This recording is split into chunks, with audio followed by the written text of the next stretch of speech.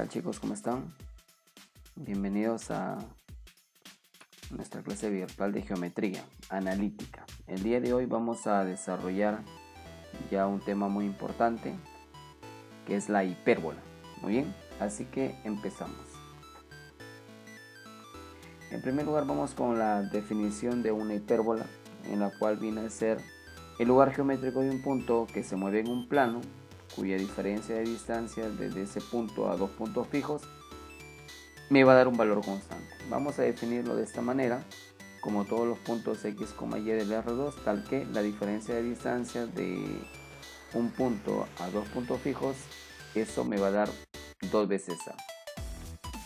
Gráficamente tenemos de esa forma las hipérbolas, o la hipérbola, ahí está.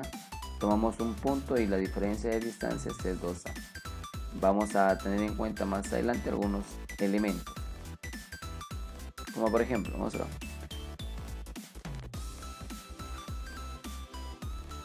Acá tenemos los elementos para una hipérbola, en las cuales vamos a señalar lo siguiente. En primer lugar tenemos la recta focal, el eje focal, donde se abre la hipérbola. Tenemos lo que es el eje normal. En el eje focal encontramos a los vértices y también encontramos a los focos, ¿no? Y en el eje normal encontramos a los covértices. La intersección de esas dos rectas me va a dar el centro, y eso se hace de forma perpendicular. Un elemento que aparece ahí, entrar a tallar, son estas rectas que ves acá, LA2 y LA1, que son las rectas llamadas asíntotas, muy bien, que son las que van a regular cuánto se abre en este caso la hipérbola. Y también tenemos las directrices. Bien, tenemos las directrices. Tenemos LR, que viene a ser una cuerda focal, como se dan cuenta acá, pasa por el foco de forma perpendicular. Tenemos E', que viene a ser llamado simplemente, bueno, LR es cuerda focal, ¿no? Pero por ser perpendicular al foquito se le llama lado recto, ¿no? Acá sí tenemos una cuerda focal, distancia entre dos puntos de la hipérbola que pasa por el foco. La distancia entre los vértices es llamado ahora eje transverso, y la distancia entre los covértices eje conjugado. Y la distancia entre los focos, obviamente, lo que es distancia focal. Muy bien. Siguiente. Vamos a algunas relaciones fundamentales y nosotros vamos a indicar que toda circunferencia se puede inscribir en una hipérbola, en donde la distancia focal viene a ser el diámetro. Como la distancia focal es 2 veces c, entonces el radio de la circunferencia vale c. Del centro al vértice es a y del centro al covértice viene a ser solamente b. Como tenemos el radio, lo podemos mover hasta este punto y formamos un triángulo rectángulo, ¿no? En donde nosotros podemos tener en cuenta lo siguiente. Primero, se cumple que la distancia entre los vértices vale 2a, la distancia entre los covértices vale 2b y la distancia entre los focos 2 veces c. La relación que se cumple es lo siguiente, que c al cuadrado es igual a cuadrado más b cuadrado. Esa es ahora la nueva relación, ya que en la elipse era otra, ¿no? En la elipse era a cuadrado igual a b cuadrado más c cuadrado. Y bueno, acá ya es diferente, ¿no? Ya está. La excentricidad se calcula como c sobre a, pero hay que tener en cuenta de que ahora c es mayor que a. Así que si yo hago una relación donde hago que la pase a dividir, entonces quedaría que c sobre a es mayor que 1 y c sobre a es la excentricidad. Entonces quiere decir que para una hipérbola la excentricidad va a ser mayor que la unidad. Vamos al lado recto. Ya hemos visto acá, tengo L', R' y LR. ¿Cómo se calcula el lado recto? Fácil. Sería 2b cuadrado sobre a. También vamos a tener en cuenta la distancia entre las directrices. Para calcular la distancia entre las directrices, la fórmula es 2a cuadrado sobre c. Pero también es igual a 2a sobre i. Sobre i, que es la excentricidad. Vamos ahora sí a las ecuaciones de la hipérbola, las cuales vamos a clasificarlo de la siguiente manera. Cuando el eje es paralelo, obviamente, al eje x. Vamos a determinar su forma canónica. En la forma canónica significa lo siguiente. Primero vamos a estudiar eso, ¿no? El eje focal va a ser el eje x, así que la hipérbola se abre a la derecha y a la izquierda. Muy bien. Por acá tenemos las rectas asíntotas que pasan por el origen de coordenadas, porque estamos hablando de la forma canónica.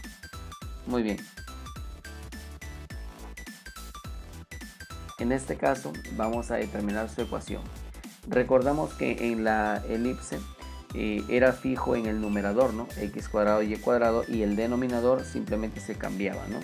Pero en este caso, en el denominador va a ser fijo, primero a cuadrado, después b cuadrado, y lo que va a variar es arriba, ¿no? La variable x y la variable y. Entonces, la primera variable que aparece, o sea, en el primer término de la ecuación, te va a indicar el eje.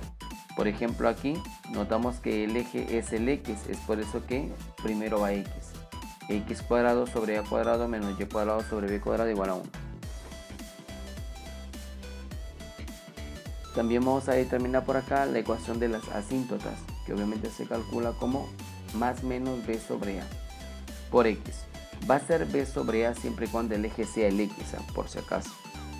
Y acá se cumple que a es mayor que b, o que a es igual a b, o que a sea menor que b. Cualquiera de ellas se puede dar, ¿ya? Pero ya saben que siempre va a ser fijo siempre va a ser fijo el a cuadrado b cuadrado. Vamos ahora hacia la forma ordinaria, la cual significa de que el centro ya no es el origen, sino es un punto cualquiera. Ese punto cualquiera vamos a llamarle un h como acá. Por ejemplo, acá en la forma ordinaria el centro es h como acá y el eje es paralelo a la x. Más o menos la gráfica estaría por acá, de esa forma. Este viene a ser el eje paralelo a la x y, como bien se sabe, se abre a la derecha, a la izquierda, y por ahí pasan las asíntotas. Con respecto a la ecuación, en la canónica era x cuadrado, después era y cuadrado, ¿no? Pero en este caso ahora va a ser el x y el y afectados con las coordenadas del centro. Y como se abre en el eje x o paralelo al eje x, vas a empezar con x. O sea, sería x menos h al cuadrado sobre a cuadrado menos y menos k al cuadrado sobre b cuadrado igual a la unidad. Si quiero su asíntota, también ya no va a ser y solita, sino se le va a restar las coordenadas del centro. O sea, y menos k es igual a más menos b sobre a por x menos h. Y eso se cumple, ¿no? Que a sea mayor que b, que sean iguales o que sea menor en este caso que b. En la fórmula o en la forma general está de esta manera: a x cuadrado c y cuadrado más dx más y más f igual a 0, en donde a es mayor que 0 y c es menor que 0. O sea que para que sea una hipérbola, si uno es positivo, el otro es negativo, ¿ya? Para este caso, para que el eje sea el x, entonces quiere decir que el a debe ser positivo, ¿ya? Muy bien. Vamos ahora sí a estudiar cuando el eje focal es paralelo al eje y. Si es paralelo al eje y, entonces esta se abre arriba y se abre hacia abajo. Bueno, primero vamos a estudiar la forma canónica. En la forma canónica el centro es el origen de coordenadas, ¿ya? Y el eje para este caso va a ser la y. Y vamos viendo que esta se abre arriba y abajo. Ojo, no olvidar las asíntotas que pasan por el origen de coordenadas, ¿ya? Y además vamos a determinar su ecuación. Como ahora se abre en y, entonces vas a empezar con y cuadrado sobre a cuadrado menos x cuadrado sobre b cuadrado igual a la unidad. En el caso de las asíntotas, también va a tener la forma y igual, pero cuando el eje es el y, la pendiente es a sobre b. ¿Ya? Ahí está, tengan en cuenta eso. Y las condiciones de que a sea mayor que b, que sean iguales o que sea menor que b. Con respecto a la forma ordinaria, ya saben que el centro ya no es el origen de coordenadas. Por ejemplo, acá el centro es h como acá. La ecuación para este caso sería y menos k al cuadrado sobre a cuadrado menos x menos h al cuadrado sobre b cuadrado igual a 1. Si se pueden observar ahí, vamos a determinar ahora sí la parte de la asíntota, que ahora va a ser de la forma y menos k. Veamos, y menos k más menos, ojo, cuando el eje es el y, es a sobre b por x menos h. Y acá la condición que se cumple, que a sea mayor que b, que sean iguales o que a sea menor que. Y la forma general sería de que más bien el primero sea, o sea, el a sea menor que 0 y el otro sea positivo. Eso para que su eje sea el y. Vamos ahora sí a determinar lo que es una hipérbola equilátera. Se dice también, bueno, en este caso se llama también rectangular, que es donde la longitud del eje transverso ya es igual a la longitud del eje conjugado. ¿Ok? Ahí está. Entonces, ¿qué quiere decir? El eje transverso vale 2A. El eje conjugado 2B. Si yo los igualo, se cancelan y te queda que A es igual a B. En el caso de la hipérbola conjugada, dice que dos hipérbolas son conjugadas cuando la longitud del eje transverso de una es igual a la longitud del eje transverso, pero del eje conjugado, perdón, pero del otro. Ya, además, ¿qué tienen? Tienen el mismo centro, tienen las mismas asíntotas.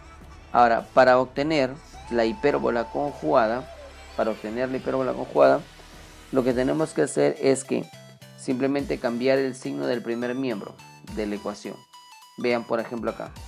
X cuadrado sobre 64 menos y cuadrado más 20, sobre 25 igual a 1. ¿Qué es lo que van a hacer? Simplemente vamos a intercambiar. ¿Muy bien? Vamos a intercambiar nada más de la siguiente manera. Por ejemplo, si acá es X cuadrado, bueno, acá está, ¿no? Ya para la hipérbola conjugada se cambian solamente los términos. Quiere decir que el y cuadrado sobre 25 se va al primer término y el x cuadrado sobre 64 al segundo término. Y queda de esa forma. Y esta es la manera de cómo hallar la hipérbola, en este caso conjugada. Por ejemplo, nosotros sabemos ya de que este 64 sería a cuadrado, así que a vale 8. Su eje transverso sería el doble, o sea 16. Si yo me voy a la conjugada, yo me cojo al b cuadrado, que es 64, donde b vale 4, ¿sí? Y como yo quiero su eje conjugado, entonces sería el doble, o sea, sería 8, ¿no? Y obviamente los dos coinciden, por eso se le llama hipérbola conjugadas. Muy bien, jóvenes. Y con eso damos por finalizado lo que es la parte teórica de la hipérbola. Ya nos estaremos viendo para poder desarrollar los ejercicios correspondientes a ello. Muy bien. Entonces no se olviden, quédense en su casita, chicos. Hasta luego.